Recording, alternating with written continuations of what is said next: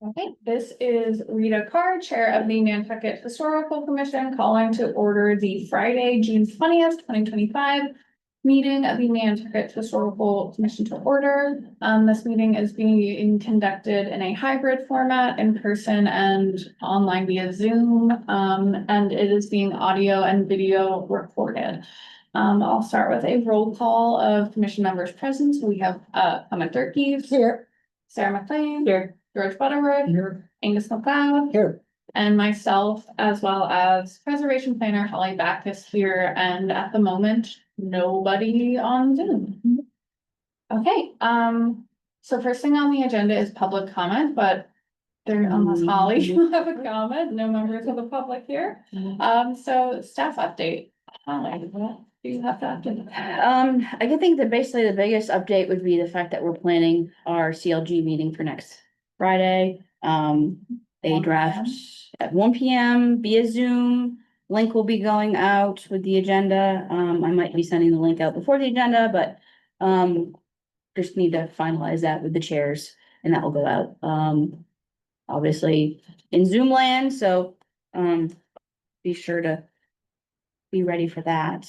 When will the agenda be available? It's gonna be soon, so I'm just waiting confirmation from the other chair. Okay. And that'll be first. Yeah. Along with the minutes that Abby had provided for both the boards to approve at that meeting. So, other than that, just busy as usual. And I guess I would also say, happy Preservation Month locally for Nantucket. Great, okay, that takes us on to potential introduction of historically appropriate pedestrian safety measures on Main Street. So this is something that Sean Dew, who owns Town Pool on Main Street, had emailed about shortly after our last meeting. That email was in our packet. His shop was struck by a car that jumped the curb in late May, and he was posing for pedestrian safety, implementing some historically appropriate, essentially barriers that would look like these horse tiebacks. This was in the packet, but there's a few of these. I know there's some on India Street. I think there's some on Upper Main. So potentially installing like something like this along Main Street to prevent cars from jumping the curb and endangering pedestrians. This was not the first time this has happened. I think in 2023, maybe the Old Findings Seaman and Chef's store was also, struck by a car in a similar situation, and luckily both times nobody was injured. But so this is something that he emailed Polly about, and then she thought would be appropriate for us as a commission to discuss. Are those rugged enough to stop a car? That was sort of my question. I think they would just slow a car down potentially. And how close together would you have to put it pretty I close? feel like you would sort of need one almost in front of every Parking spot, parking, yeah, like every 6 feet, Yeah. or 8 feet, every 8 feet, probably. How wide's a car? If they're 8 feet apart, you think almost since the car's out of feet. Yeah, you could. Yeah. Yeah, 8 feet's pretty wide. The car's not on 8 feet wide. They probably have to be like every 5. 6 feet. Yeah, I mean, in terms of the design, I do feel like something, we have these sorts of horse types around town. Design wise, I feel like looks historically appropriate. Although so many of them, I wonder, is there a possibility to have like a buried sort of? No, my concern is, one, you'd have to have so many of them to actually prevent this, and two, if you've got them there, you're now impeding strollers, you're impeding, people walking, people are gonna tie their bikes up to And them, that's so what I now, you've got these obstructions in the way, and so I think in theory, it's great for potentially something that could happen. The curbs, I think, are a little bit higher now, because they've done the sidewalks over, so that might prevent a little bit. But I'm not sure that this is the best way to try and do something like that. And then you also have trees in the way. Yeah, it's true. This photograph, this book just dropped in my lap this morning and they make note of a hitching post in front of this shop. But it looks like a ballad with a ball finial on it. Which I think, you know, if there were a gazillion, that might be busy. There could be a, you know, sort of a mix and match, but I agree, there would have to be too many in order for it to be effective. And if somebody is able to jump the curb, my guess is with enough acceleration, they would be able to run one of these things over. Yeah. So Yeah, as much as I feel for the accidents that happen, I think there's so few, far between that it's the cost benefit probably doesn't right, that work out. the trade-off of the impact of the streetscape by having so many of these isn't necessarily the, yeah. Ideally, if you're trying to stop cars, you'd have them like every 4 feet, so the car would hit 2 of them. And that would just be a ton of this. Well, I also, I mean, I think of more, you remember back when, not back, but all the places put these huge cement barriers, so no car bomb could drive up into their plaza. And I mean, this is totally different, but, Yeah. and we can't have big cement barriers. But you would think, not that it wasn't tragic and couldn't have been even more tragic. But like you say, the cost for, not the cost, but just the undesirable look, no matter what you use, if it's historic or not. I mean, we've got the bollards with the circle for the bikes strategically placed. This seems excessive to me for 2 accidents in 5 years. And there's also the benches, so you've got trees, benches, some of the bollards with the bikes, so like there's a bunch of things already there. I think if anything, if he wanted to come before and get approval for 1 or 2 in front of his store strategically, I think that would be a conversation to have. But instituting them up and down Main Street, I think is excessive. Well, we could do a research project where you went and looked, you know, went up and down and said, okay, there's a bench here, so we don't need it. There's a tree here, don't need it. And kind of just see how many would be Do needed. like a little. But how that. Maybe Sean could do that. Yeah. This person found the one place that, you know. And that part of the curb is pretty high too. Yeah. So That takes a lot of. it does. speed. And I mean, I went to high school with Sean, so I can, and he's got a young family, and I know his kids usually sit at that little bench that's right there. So I know that this was a very eye-opening thing for him. I wish he was here today, but, you know, I don't know if there's any other alternative where, I mean, maybe another tree is planted within the sidewalk to encourage, you know, more of a buffer. And then there's the bench, because I want to say that bench is just there by The itself. bench is there by itself. So there is nothing there to prevent it, or maybe this is a spot where more of the trash receptacles are kind of put in its place as a bear. I don't know. But I do think looking at the streetscape, if we're looking at from center, say to even down to South Water Street as a entire streetscape, having a bollard every so feet, I think would be too Disneyland-ish. Yeah. And we're kind of faking history.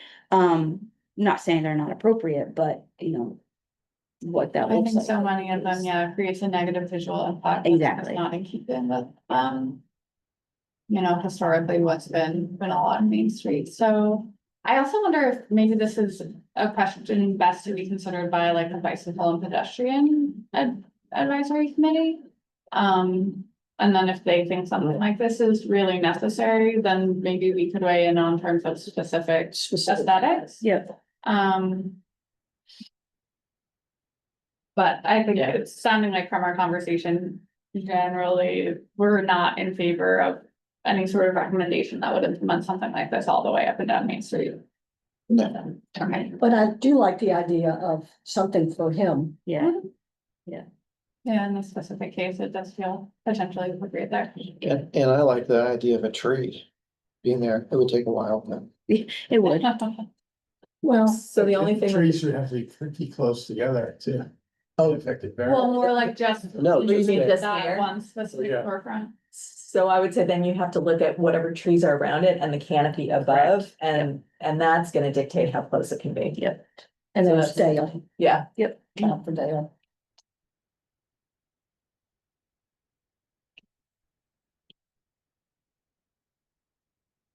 Okay, great. So can you follow up with Sean now? Yeah. Okay, Great, we'll do that.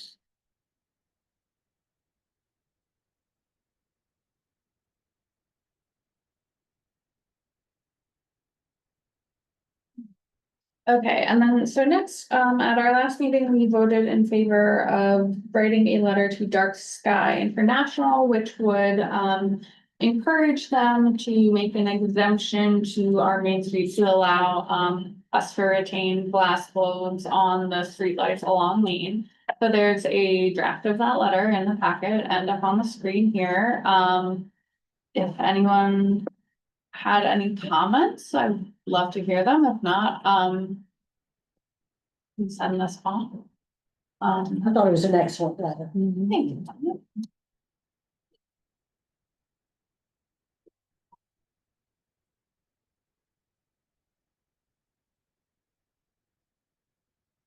And I believe it's properly addressed. I'll double check with Gail from Nantucket Lights just to make sure that this Amber Harrison is the correct person to whom it should be addressed, but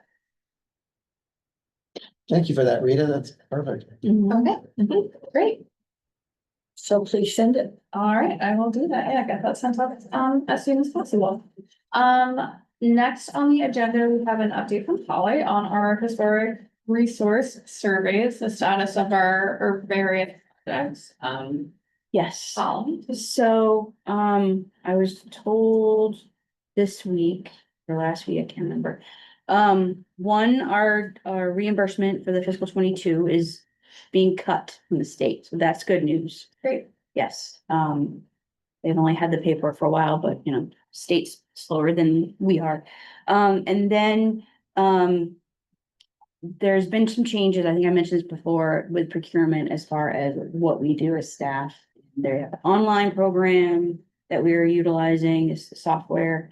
And we had training this past week.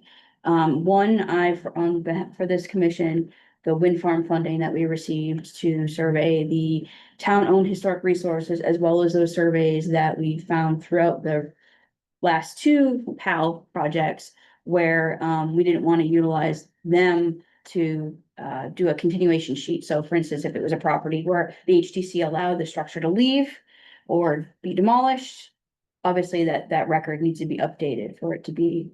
And in order to do that, it's a continuation sheet on the form. That is what the wind farm funding is going to go for. I have done my thing for procurement. I'm basically, a waiting pattern for that. Fiscal 23 is still in the books. MHC is asking for warning to continue. Hopefully there's no issues with the funding. It sounds like the next fiscal year, because of everything that's going on at the federal level, we don't know if we're gonna have enough funding to be able to apply for. So that's still in a holding pattern. And I also know that they have not yet hired our CLG coordinator at the state level, Jen Doherty, her position to be filled yet. She's over with Barrett. She moved to Barrett, which is awesome for us because Barrett's the one who's working on our master plan. So very, very happy with that. But from a CLG perspective, it kind of hinders us from that end. So there's multiple hats, if you will. So that one's kind of still weird, lights and flickering. That one's still pending, with procurement. And I need to get that one going. Not enough time in the day. But then there is, the two CPC projects we have with University of Florida with Penn. As you know, Penn is utilizing the West Monomoy, New Guinea area. That is their project this summer, and they're continuing on with that. We're actually gonna be extending that project out a little bit further. CPC is okay with that. We're working in the logistics with the town as far as that goes. But they're gonna be providing that baseline history for a lot of surveys. And, really looking, I think this is an opportunity for this commission to look at our survey plan and what PAL did and say, our survey plans, our survey plan identified bless you, all those neighborhoods. There was a lot of information that NPT provided, or there was old HABs from Penn a long time ago for the fish lots when they did that as the pilot. Really and truly, each one of these neighborhoods is gonna have to have a recon survey done, a baseline survey, and that's pretty much what Penn has been doing with the New Guinea area and getting all that information that will eventually formulate into the plan, into the survey, actual forms, the Form Bs. So I think that's something to think about as we methodically move forward with our survey plan, that we might want to bake that into a part of the process also. So that one, obviously, they're working on it. We'll be informed on when they decide on which surveys to go, because they have so much information, but we want to have, so many surveys. So that's where that stands. So hopefully I'll have more information for all of these next month. So between CPC money and wind farm money and CLG money, it seems like there are resources to like keep the ball rolling with the surveys that I felt like we had such momentum with. Is there any way that we can utilize any of those resources? Let's wonder if there's something in that. And, yeah, if there's any way to somehow keep the ball rolling or be doing any more surveys. I don't know if there are any that are happening in Wisconsin. I don't know either. Frost. I'm not there anymore. Yeah. But bless you. Bless you. Yeah, I'm concerned about losing our momentum with that, and I think that that's our greatest. That's the thing that we need to be doing the most, more than anything. So I don't know what it is. Yeah, I agree. In terms of the fiscal year 23, the CLG funding, sorry. They come in threes. Yeah. So I know, we're going through that new procurement process, but I would really love, do you think it would be realistic to have that procurement process done, have the RFQ or have that out like this summer so that ideally we're could start on that in the fall? Is that realistic? I would like to say yes, but I really don't know, to be honest with you. I mean, we've got one main procurement person underneath the finance director who's handling all of these things. The meeting that I was in, we all had our laptops getting into this program. I'm not the only one that has grants, whether they're federal or state, that are waiting for procurement to help us. Because before there was this sheet that we would fill out and we had to figure everything out, send it to them. Then it was starting the whole, creating the actual document itself. Well, with MHCs, they're so prescriptive, and that was kind of one of my questions. There's a lot of nuances, I guess I should say. As well as with the wind farm thing, I did my thing in this system in May. And unfortunately, I have not heard back from procurement, and it's the end of June. And I don't want to be a nag, but I've kind of been a nag on other things because they're also helping me with the UF stuff too, because we have a contract outside of CPC with town and UF, as UF vendor. So I'm dealing with that as well. There's a lot of moving parts and pieces. I would love to. I'm also, I don't know if you all know, my other hat is the hazard mitigation. We have federal funding for that. Yeah, so I'm also trying to get that get going. So there's a lot of, unfortunately, it's just.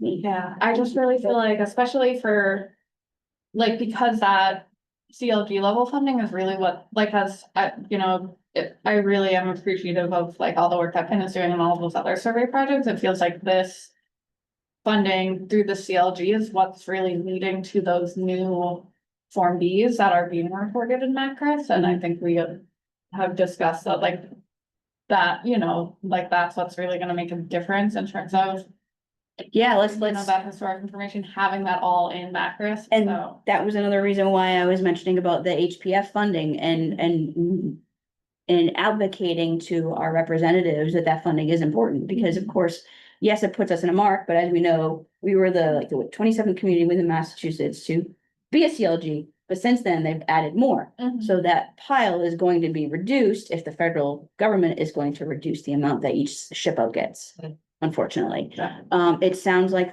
the state is still in a waiting pattern. So, yeah, no, I totally understand it, but there's only also so much I can do. I've been a ping pong ball between both sides of things, even on the UF side, so. Well, if there's anything we as a committee, I- I can do personally, we as a commission can do to support this, to help you. Yeah, please let us know. Yep, absolutely. Okay. Yeah, if it's a procurement thing, if it's something in the next office that we're handing our paperwork to, but if it's us, if it's a matter of us getting our paperwork to them, that's something that we'd love to help with if we Oh, can. you see, that's the thing is, the town is getting away from paper. Everything is software. So that's another thing. Was that? Oh, on open. On OpenGov, yes, everything's going into OpenGov. And that was some of my questions, my understanding, they, put this way, OpenGov is here on island with us. That the state is, I explained, I'm like, look, there's a lot of antiquated parts. There's also, they're very prescriptive. So that's the only reason why we got to where we are right now with the fiscal 23 is because, well, we had no respondents that actually met the qualifications. So now let's reduce it, but it's not just that. I have to have both sides be okay with it, both sides being the state and finance. Now that they've established this whole OpenGov process, there's questions for me, like, where do am I starting from scratch? Am I not? Those are things that I need to flesh out with them. And internally, I'm also trying to learn this software. There's a lot of kind of duplicated effort, so it's not just the typical, here it is, let's go. Yeah. So, yeah, there's a major learning curve, unfortunately, on my side, but I'm not the only one. I was hoping, quite frankly, that the wind farm one would get the ball rolling because it's under a certain threshold as well. We only asked for 25 for that one. So it's under the 50 that the state requires you to actually go out for. So there's that. I thought that would allow me to understand the process internally a little bit better. So, unfortunately, as obviously, as you know, not the only thing I do, so yeah. It's frustrating, I know it is on you guys' side, but, I'm trying. You see that, we know that. Thank you. Thank you. Okay. Moving right along to, the Civil War Monument repair. Which I included some photos in the packet, sorry, they sort of came out of this. Reduce it.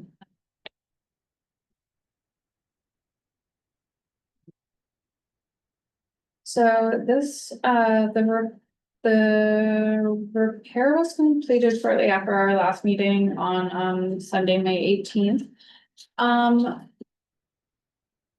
I personally, find it, I think there's, we had discussed last meeting that the new granite would in fact look very new, and that it would take some time, up to a year, for it to sort of darken and, patina in appearance, but I personally find that there are issues related to this repair that go far beyond the brand new appearance of the granite. And I did, make a public comment, about this to the select board, on their Wednesday, May 21st meeting, shortly after, like, right after the installation took place. You can see the new curbing is not level Yeah, with the old curbing, nor are the posts. If you scroll down, Holly, I think in the third photo, you can also see, there's sort of a closer example of just how it's really not level there, and then one down further. Obviously the roadway surface is sort of undulating a bit, but even without that unlevel roadway surface, I think the curbing itself certainly, like in this image, appears higher on the left side than on the right side. So my public comment, I essentially encourage the town not to see what could be done to rectify the situation, because again, even with the new granite, I just don't think. I think the installation isn't of, what we should consider an acceptable level of workmanship. Do you think they were trying to do a safety feature by making the curving higher? Sort of like Main Street? I don't think so. Uh, Yeah, I thought, to me, it seemed incredible overkill replacing the 3 posts. When I looked at them, the only thing I could see wrong with the other 2 posts were that the screws had pulled out. But the posts look, I'm not a mason, but they look perfectly fine, 2 of the 3, but just figured it had a momentum of its own and they were gonna do it.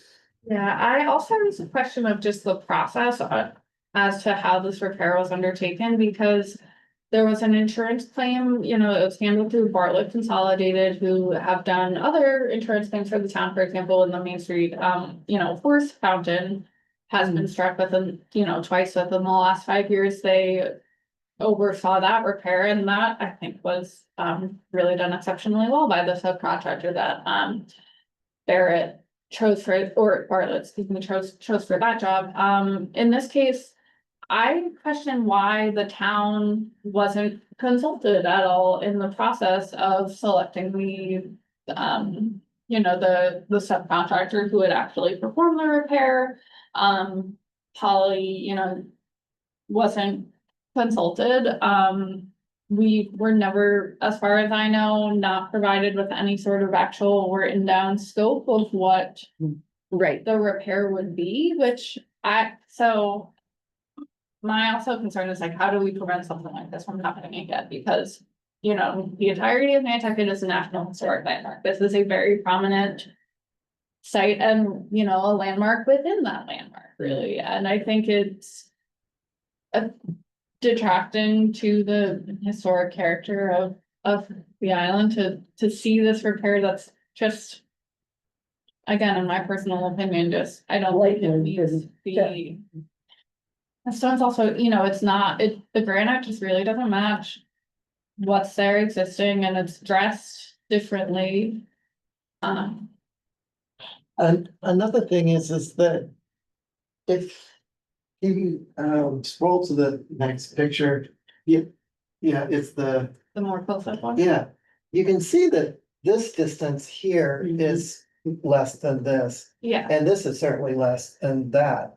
So it's like the whole thing just is lopsided on that side, and the way it was finished, the edges are sharper, and Mhm. it's a different, clearly a different stone. But with the town, when anything's going to get built, plans come before the HCC, and if it's a like kind application, that too comes forward. So it's as though they were just sort of shooting from the hip and didn't present a plan So it was to be not- reviewed.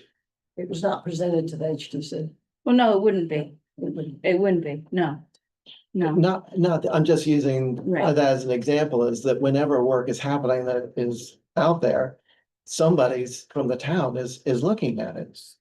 so I kind of want to just clarify a couple of things.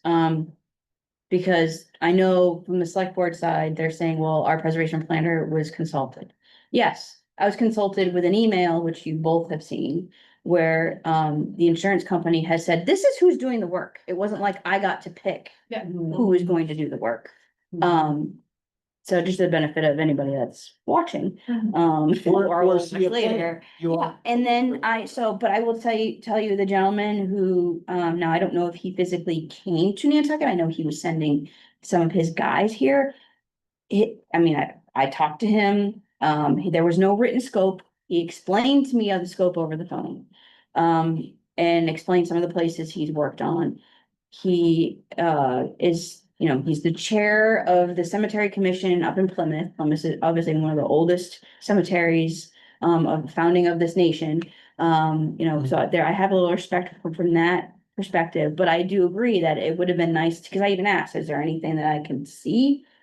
So, I don't know what the answer is.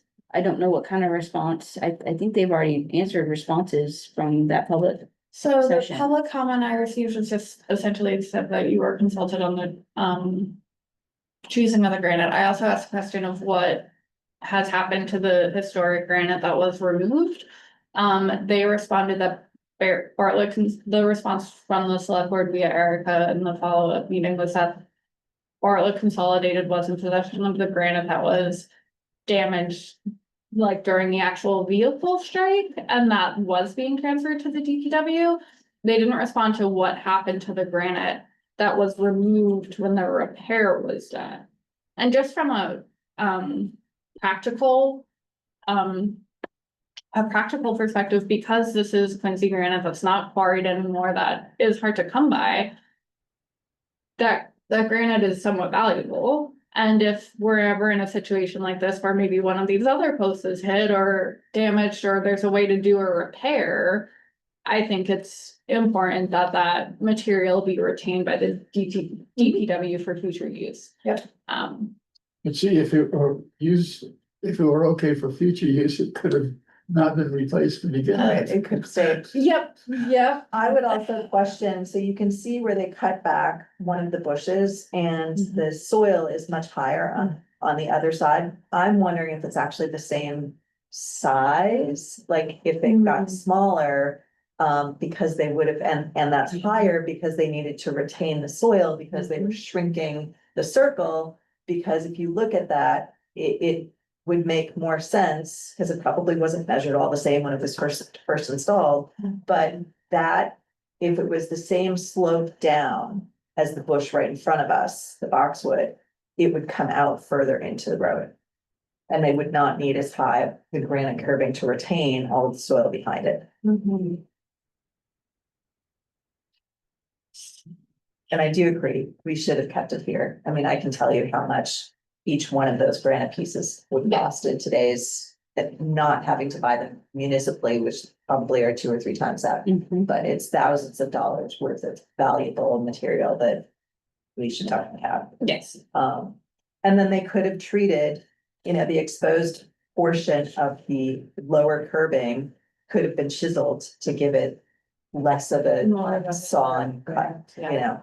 straight cut. So they definitely could have, they like more of a water struck, which is what would have been original. Yeah. So, yeah, my guess is that the dimensions are smaller than what was there. And no one would probably know that unless they actually measured that. But the circle shrunk. So in terms of next steps here, I know Holly, did you follow through Pat Note at all at DPW to see like what is the status of the insurance thing? Like, has this been like checked, like signed off on? Yeah, or- no, but I need to. do Okay, that. so if you could follow up with him on that, and also the status of the granite. Yep. Both the pieces that were struck by the actual car initially when the collision happened, and the pieces that were removed when the repair was done. The curbing. And yeah, like what recourse does the town have to improve this, either through the insurance process, or honestly, like, to me personally, I think this is the sort of thing that, like, if I don't know if we have to like do a CPC application or something to raise additional funding to fix this. I think that's something we should definitely look into doing, because I think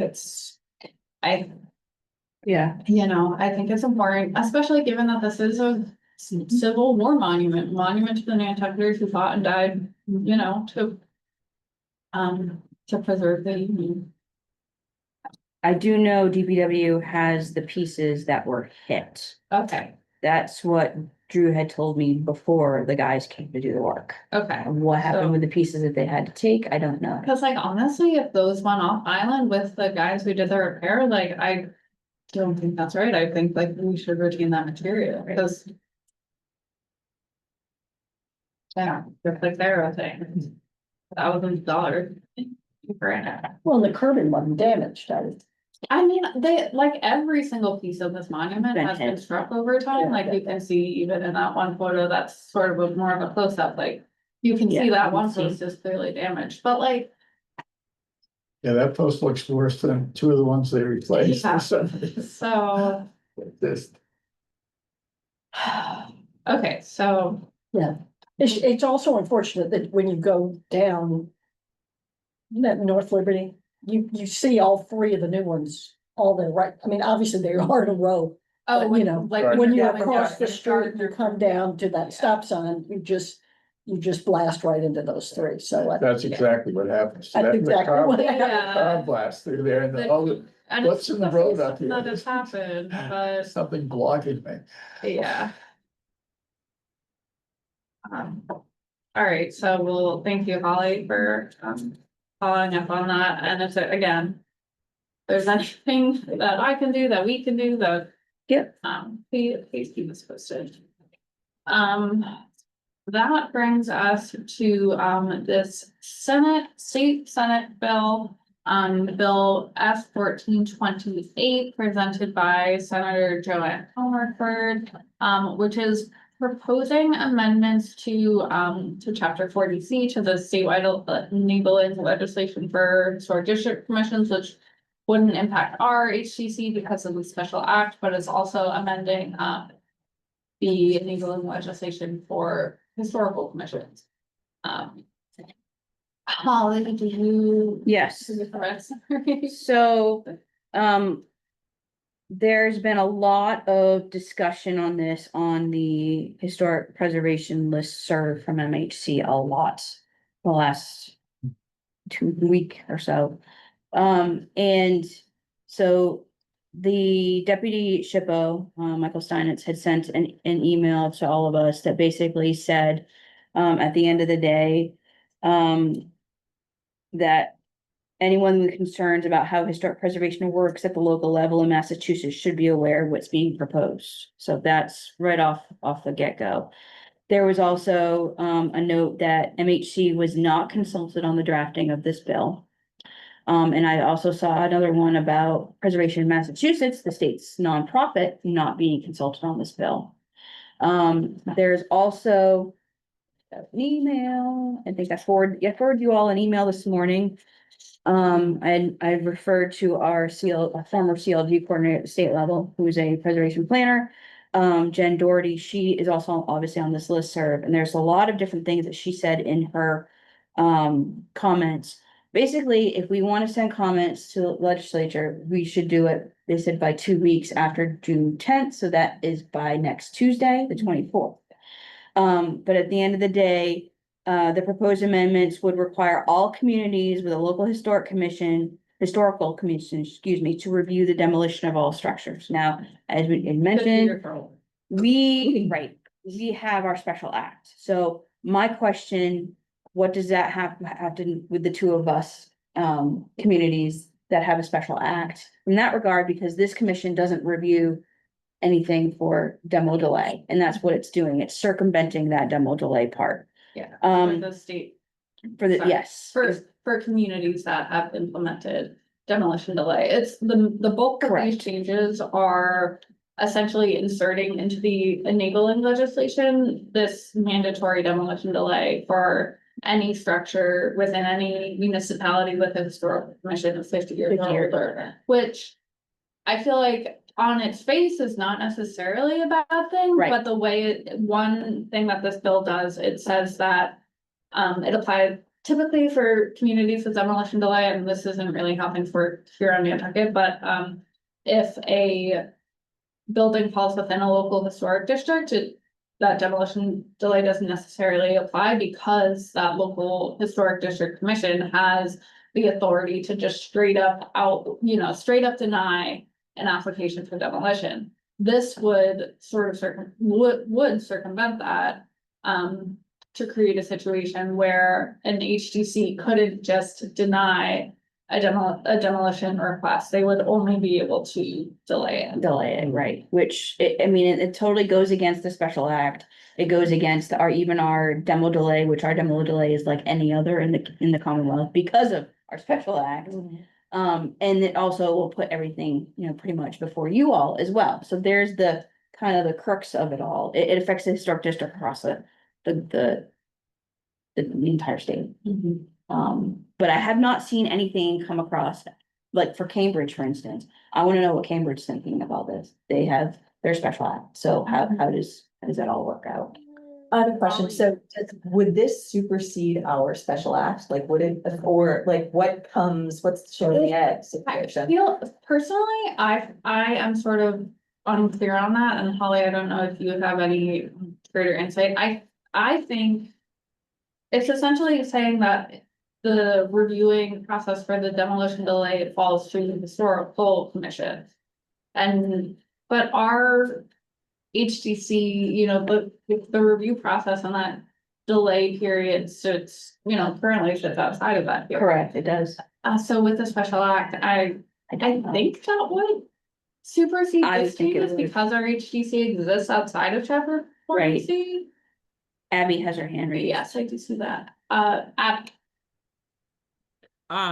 That's a good question, Rita, because I think your interpretation is correct since 40C doesn't apply to us. This theoretically similarly wouldn't apply to us, but it's always good to confirm.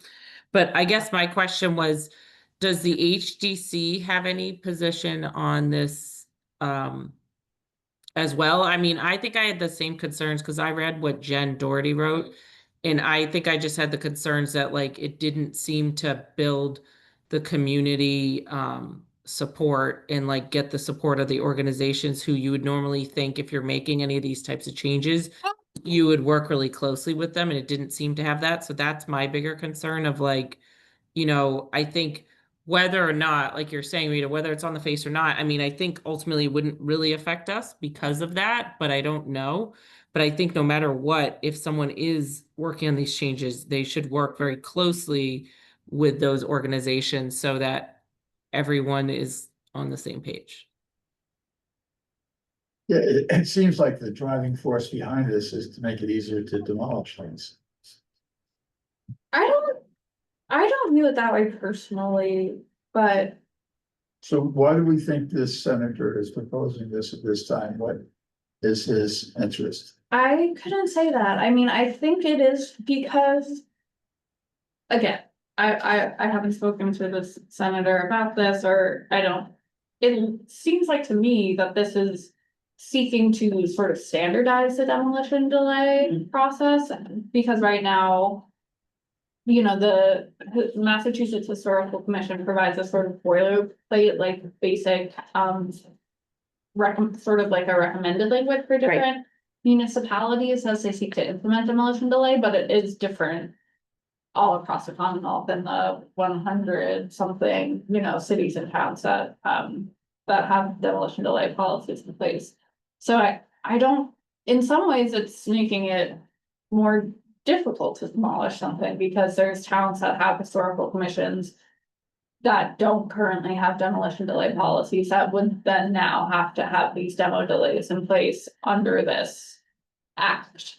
But again, it is essentially making it so that an HDC can't just say no to a demolition. So in that respect, so. Yeah, there's questions because, this commission, which was enacted by a town meeting in 2005, follows Massachusetts general law. That was created for historical commissions. So with essentially, this would be saying that this commission would be reviewing. Right, so, which would completely circumvent. The way I see it, the HDC. To answer the question, the HDC, no, I thought maybe this could be I mean, this just came up, a topic to, yes, for the CLG. Which I will add to the agenda. I have not brought it up to the HGC because literally it's been new. But no, it's important to know, and I mean, I think finding out one, and I don't know if the SHPO would be able to provide any comments on that, but there's been a big chain of discussion on the listserv. But I would like to know what this does to the special acts. Right. You know, I do think, because there's, you know, our special acts came before the state and federal law in 55. Both of ours at the same time. State and federal law 66. So Massachusetts General Law 40C does not pertain to any of us at the two communities that have the special act. Obviously, we've amended our special act over time. Some of the stuff to go kind of in line with 40C, but for the most part, it was kind of just fixing things. I just totally see this would be circumventing the power that the HGC currently has under the special act. And kind of going, okay, now historical commission, you're involved, whereas this historical commission has never been involved in that, and it's also bypassing the town bylaw that's created specifically for the demo delay, which doesn't follow, because I think at the end of the day, it needs to be clear, you know, Nantucket, our demo delay bylaw was not created as a preservation tool with other historic districts. Ours was more of a housing and a recycling sustainability kind of perspective. And that's kind of, I think, what a lot of us have always understood. It makes sense. We've been recycling buildings for almost 300 years. So I guess that the ultimate question is, what does this do for us? Yeah. And if you're not on listserv yet, please, and you don't mind seeing those emails that happen multiple times a day, the listserv is pretty great to see what's going on in the state. Is that something that, we should refer to town council to see what the implications are Might not be a before bad we all get into the weeds about it? Yeah.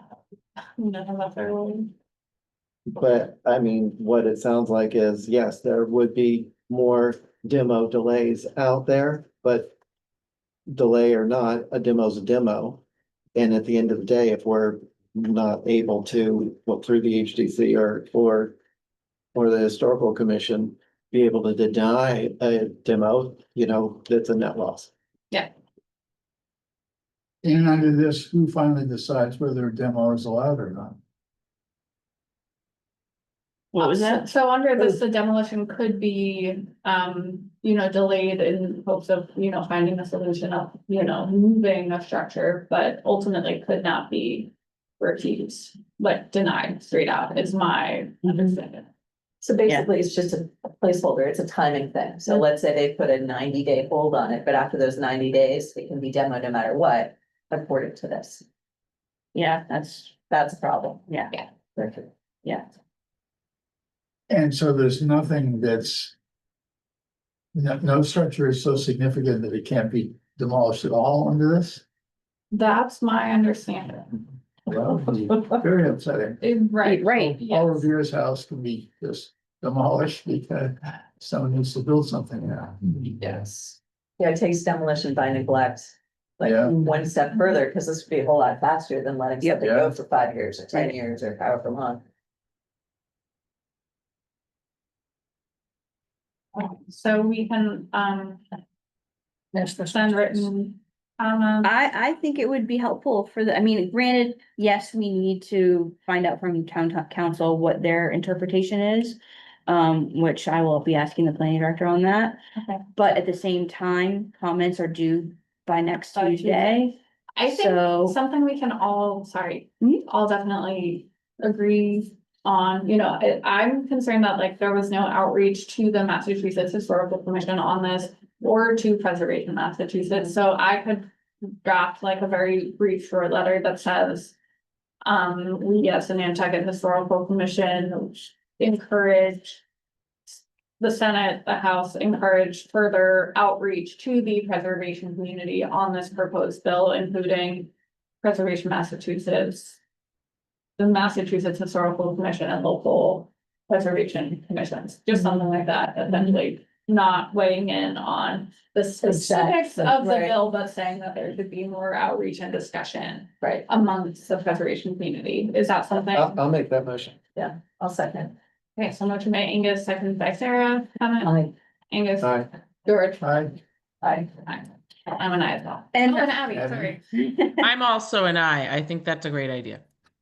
And it's further on that, the email that I forwarded you all this morning, if you look at that chain, one of the people that's on the chain is Chris Skelly. I don't know if you remember Chris Skelly, he was our former CLG coordinator for the state. And he has talked a lot about this. And one thing that Chris did say is that, apparently the senator thinks this does have no chance, but it's likely just the first step in their efforts to get something passed. So even if it doesn't get that momentum going, at the same time, having, I think, our ducks in a row and what that would imply to us would be beneficial, so definitely. Okay. Well, great, so I will send that letter and hopefully we can find out from town council and how this would impact Nantucket with our, specific situation of the special act. are we saying outside the two communities that have special acts, all these other historical commissions, can they deny a demolition currently or not? If, well. Yes and no.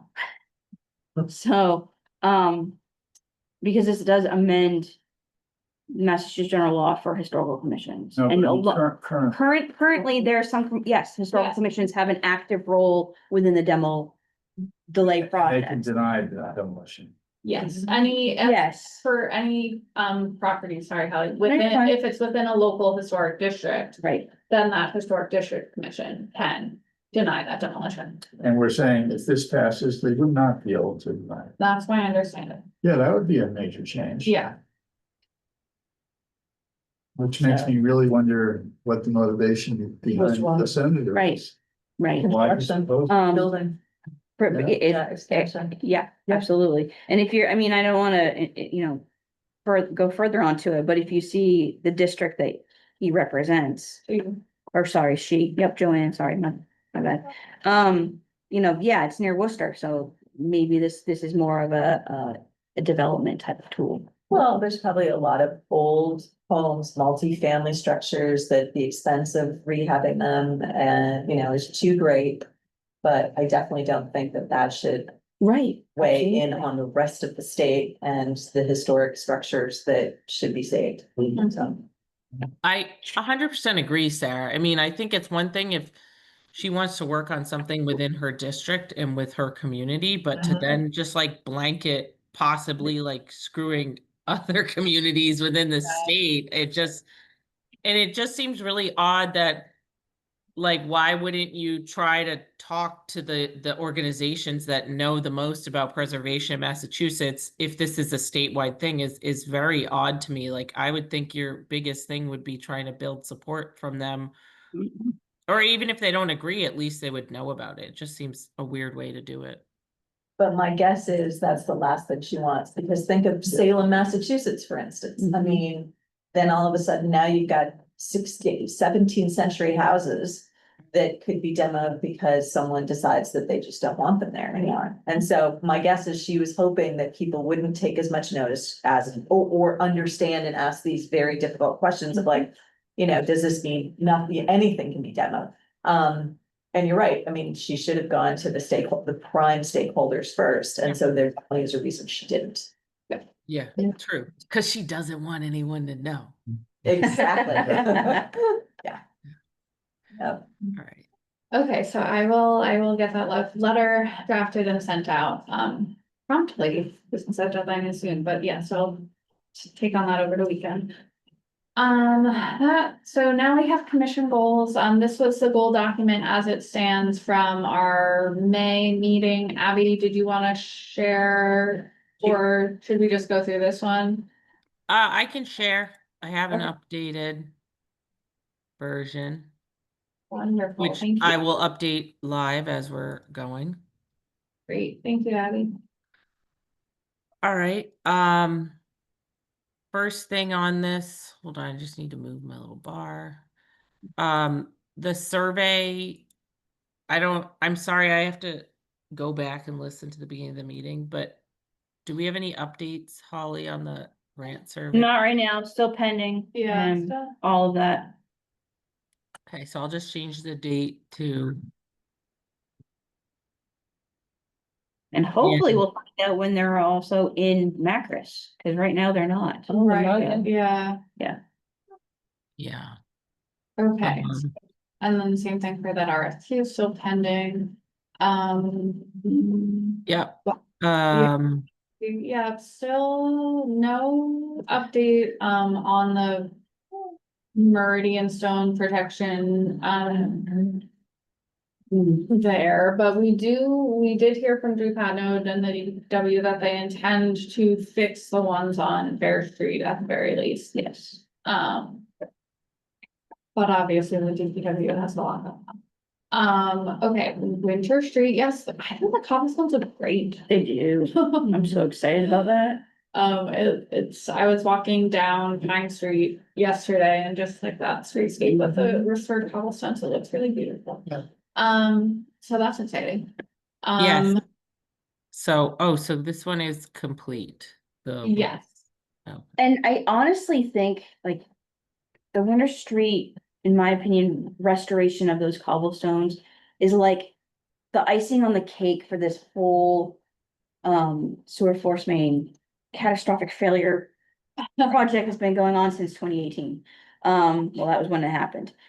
Because I think there's just been so many different moving parts and pieces and people have been so, oh my gosh, this is, so anyway, from a preservation perspective, that's been the icing on the cake. It's been awesome to see. There's one spot on North Water Street, I think they're finally gonna start working on, which is they took up Belgian blocks to come across North Water Street and they put them back in.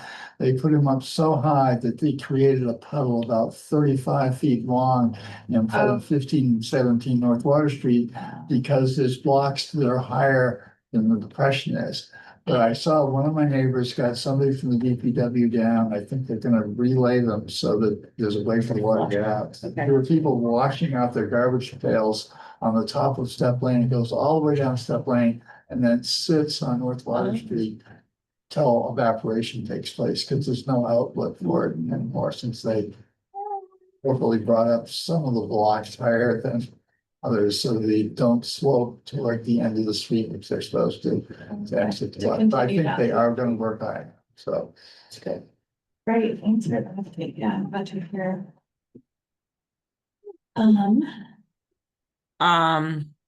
Did we send the letter? Yeah, sent off to our congressional delegation. Okay. Just, yeah, sorry, that was very brief. Okay. So we're there and that remains to be seen what is going to be happening at the federal level. Yeah, I sent my own personal comments just to try. Mhm. Yeah, which But- anyone, individually, I believe that is still. Do you know yeah, when so- you sent it?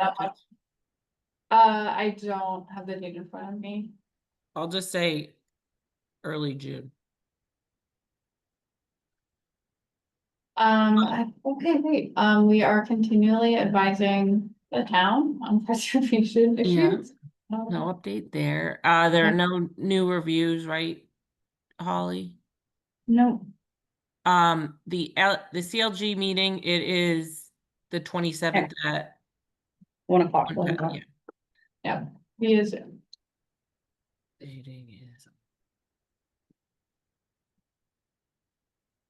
And Holly, we had said one of the things we were possibly going to talk about is this legislation we just discussed is like one of the topics, but I'm sure there are a couple other. Yeah, we're gonna add this definitely as a necessity.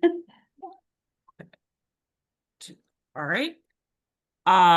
We don't have any new tax credits. We don't have anything happening with the education. Training, I know there's a training, I want to say it's next week, right? Yep. It's also the 27th, is it not? I believe it's I don't know. Thursday. 26th. Yes. Okay, so it's the 26th, perfect. So there's an NPC, NAPC training on 6/26. If anyone doesn't have that. Training. All right.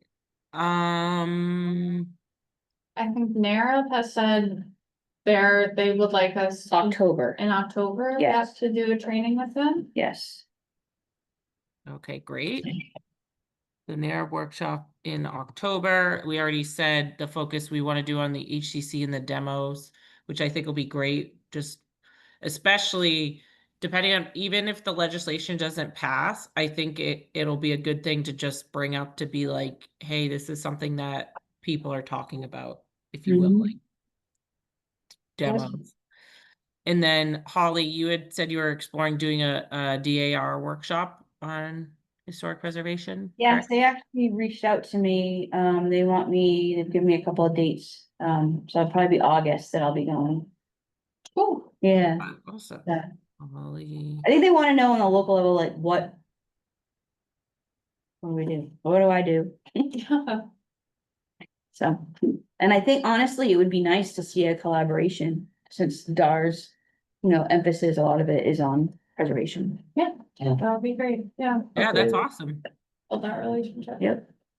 And then the other two things are just ongoing. I think any disaster resiliency, I think the summertime's a tough time, but maybe we'll get something in the fall, and then we continue to collaborate with our partners. So I don't think I have anything else. I will be attending, as I do annually, this PIN students next week. So, Great. looking forward to that. All right, thank you, Abby. All right, thank you guys. So that's goals. For approval of minutes, on the agenda, it just says May 16th, but we also had our minutes from, April 18th. They were included in the packet, so I don't think it's an open meeting law issue if we just approve. You can approve it, and then for our next meetings, Have a. just put on there to uphold those, To confirm that that vote, yep. Yeah. Did anyone have any edits to those or? There? No, I had a question on something else. Oh, okay. So I know it came up before and it was when they put the sidewalk, the brick sidewalk on Gardner/North Liberty, so Mhm. right next to it, and I drive past it often now, and it's metal. Like very Yeah. thin brown metal curbing that looks completely foreign, and I'm just wondering, I mean, I know how difficult it is to get material that looks historic to retain anything and how expensive it is. But I'm just wondering if that. Yeah, I just don't know. I know that there were a couple options available to her and maybe this was just the best one that they came up with. Yes, I know I have seen, that solution that they came up with, and I know that Marcia Vader, the homeowner in Mhm. question, was, very proactively in discussions with the subcontractors who were doing that work. I haven't heard anything from her, whether or not she's satisfied or dissatisfied with how it looks. I can certainly reach out to her. There was an email that I think she said that he came up with something, but that was before anything was installed. Right. So So, follow up, what, if she is satisfied, I would like to know as well. yeah, that's a good. I mean, it's a situation where if they're, she's gonna plant a ground cover that kind of goes over it, it's not gonna be as noticeable, but it's It's noticeable. very It's- noticeable right yes, now. Like, agreed. even if they did a row of brick, like soldiered brick on the other side of it, which would be lower, but you would have something that would be more In keeping, exactly. yeah, then, It would kind of hide, it would be steps, so it would kind of hide the very pronounced metal. Yes. Everything seems higher than it should be. I mean, than it needs to. every, Well, they were trying to protect the roots of the foot of the hedge, Yeah. that was the issue. And all that, I guess I don't know what they did to the head of the sidewalk, but a lot of. It's root been The grade typically went low. down. The grade is yeah. considerably. It's like, And my guess is it was 10 inches. pitched before, so Yeah. the sidewalk Right. probably Yeah. sunk right, closer to the road, because everyone drives on the sidewalk Yeah. there, so it was historically much higher, Yep. retained that, and then Yeah. it was pitched, and then when they brought it flat, that created the Yeah. issue. And there's only so much they can cut back, otherwise they would just destroy the root ball, so. Yeah, we'll follow up with that, thanks, yeah. to them. Okay, back on the minutes. So, can we include the, April 18th or no? Yeah, Because then it's on we'll there. I'll put it on the agenda for July as a confirmatory vote. Okay, so, I'll go ahead and make the motion to approve the minutes of, April 18th and May 16th as written. Is there a second? Second, All right, so Agnes on your motion, Aye. Clement, I, George, Hi, Sarah, I have to abstain, I wasn't here. Oh, Okay, that's what it says. Abby, Aye. and I'm an I as well, so that carries. All it right, goes on the web. is there any other business? We, again, got that CLG meeting next Friday, 1 PM via Zoom. We'll follow up with Marcia. And, Thursday, sorry, and there's some training on Thursday. yeah, Thursday Yes. one. please, Yes. yeah. Do you get emails from the Yeah. NAPC? Yeah. Okay, good, awesome. Is the CLG meeting anywhere physically? No, all Zoom. Okay. Find a place to go, otherwise there's gonna be too much noise. No, you can buy in PC. Oh, yeah, I'll do that, thank you, I will do that. All right, Make a motion to adjourn. Second, all right, Agnes on your motion, Aye. George, hi. Sarah, Bye. Abby. Aye. And I'm an I as well, and as this is Clement's last meeting as a NHC commissioner, I just wanted to say thank you. Thank you very much. Thank you, Clement.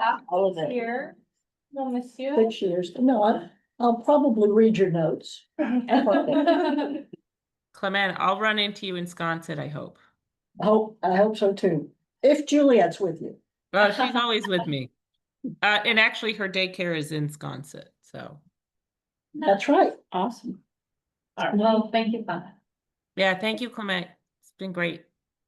All right, and thanks, everybody. We'll see you next month. Well, no, next week at our CLG meeting.